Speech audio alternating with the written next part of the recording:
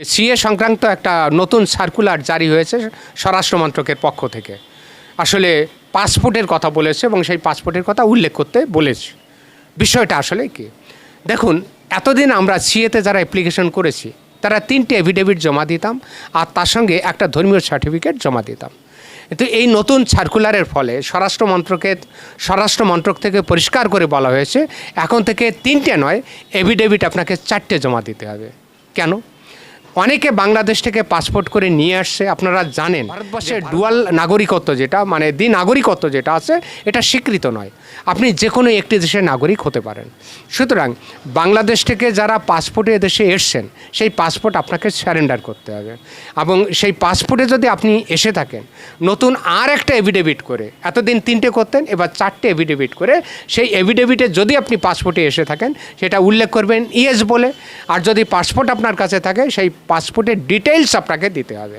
এটা হচ্ছে একেবারে নতুন সার্কুলার যেটা স্বরাষ্ট্র মন্ত্রকের পক্ষ থেকে এবার জারি হয়েছে। এর বেশি কিছু নয়।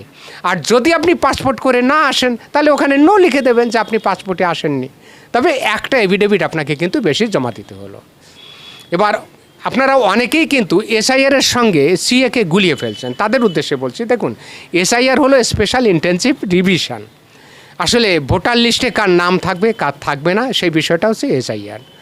যারা মৃত ভোটার রয়েছে, যারা স্থানান্তরিত ভোটার রয়েছে, যারা এখানে নেই, সেই সমস্ত ভোটারগুলোর নাম থাকবে না, এটাই এসআইআর। এখন সেই এসআইআরের ক্ষেত্রে উল্লেখ করা ছিল যে 1987 সালের জুলাই মাসের আগে যাদের জন্ম তারা তাদের সপক্ষে একটা ডকুমেন্টস, যে 12টা দফা বলা রয়েছে, তার যে কোনো একটি ডকুমেন্টস জমা দিলে তার ভোটার লিস্টে নামটা টেকে যাবে। কিন্তু এবার প্রশ্ন যে 1987 সালে জুলাই মাসের পরে যাদের জন্ম এবং 2004 সাল ডিসেম্বর পর্যন্ত তারা কী করবে? তাদের ক্ষেত্রে বলা হয়েছে যে তাদের জন্ম প্রমাণ করে ওই 12 দফার যে কোনো একটি ডকুমেন্টস তাকে দিতে হবে, আর তার সঙ্গে তার বাবা অথবা মায়ের বার্থ প্রুফ করে এমন যে কোনো একটি ডকুমেন্টস জমা দিতে হবে। সেখানে 12 দফা কাগজের কথা বলা রয়েছে, তার যে কোনো একটি দেখাতে হবে, বাবা অথবা মায়ের। সেক্ষেত্রে ভোটার লিস্টে তার নামটা টিকে যাবে। আর 2004 সাল ডিসেম্বরের পরে যাদের জন্ম তাদের ক্ষেত্রে পরিষ্কার বলা হয়েছে যে 2004 ডিসেম্বরের পরে জন্ম ভোটার লিস্টের নাম যদি তাকে তুলতে হয় সেক্ষেত্রে তাকে তার বার্থ প্রুফ করে, তার নিজের সপক্ষে একটা ডকুমেন্টস, তার মায়ের একটা ডকুমেন্টস বার্থ প্রুফ করে, তার বাবার একটা ডকুমেন্টস বার্থ প্রুফ করে, অর্থাৎ তাকে 3খানা ডকুমেন্টস কিন্তু ওখানে এসআইআর দেখাতে হবে। আর যদি না সে দেখাতে পারে ভোটার লিস্টে তার নাম উঠবে না, ডিলিট হয়ে যাবে। যদি নাম থেকেও তাকে ডিলিট হয়ে যাবে, অত্যন্ত স্বাভাবিক।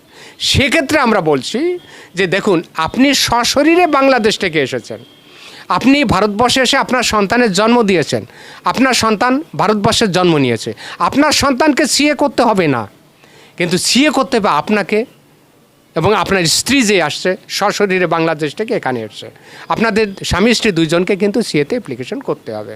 সে 2002 সালে ভোটার লিস্টে যদি নাম টিকেও যায় তবুও আপনি একটা জিনিস মাথায় রাখবেন, আপনি বলতে পারেন যে আমি অ্যাপ্লিকেশন করব না, নাও করতে পারেন, সিএতে অ্যাপ্লিকেশন নাও করতে পারেন। কেন?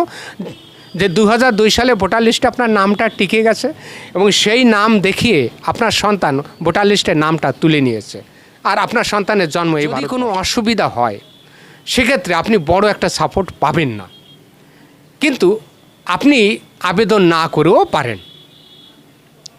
তবে আমি তাদের উদ্দেশ্যেই বলবো যে সশরীরে বাংলাদেশ থেকে ভারতবর্ষে এসছেন, 2002 সালে ভোটার লিস্টে আপনার নাম নেই, 2002 সালে ভোটার লিস্টে আপনার নাম নেই, আপনার সন্তানের 2002 সালে ভোটার লিস্টের নাম নেই, আপনার সন্তানের জন্ম এই ভারতবর্ষে, আপনার সন্তানের সিএ না করলেও হবে, কিন্তু আপনাকে এবং আপনার স্ত্রীকে আপনারা যেহেতু আপনারা সশরীরে বাংলাদেশ থেকে ভারতবর্ষের ধর্মীয় উৎপীড়নের ফলে এসছেন, আপনাদের সিএতে আবেদন করতে হবে।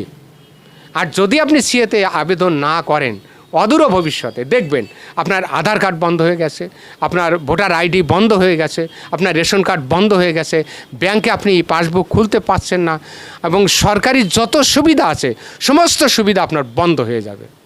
আর একবার যদি সিএতে আপনি আবেদন করেন সেক্ষেত্রে কী হবে?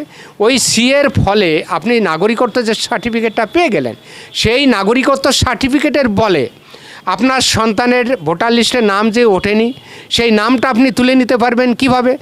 আপনি আগে 6 নম্বর ফর্ম ফিল আপ করে আপনি ভোটার লিস্টে আপনার নামটা তুলবেন, আপনার স্ত্রী ভোটার লিস্টে আপনার নামটা তুলে নেবে, আপনার স্ত্রীর নামটা উঠে যাবে ভোটার লিস্টে, আপনার নাম ভোটার লিস্টে উঠে গেল, আপনার স্ত্রীর নাম ভোটার লিস্টে উঠে গেল, আপনার সন্তানের নামটাও কিন্তু অটোমেটিক্যালি ভোটার লিস্টে উঠে যাবে।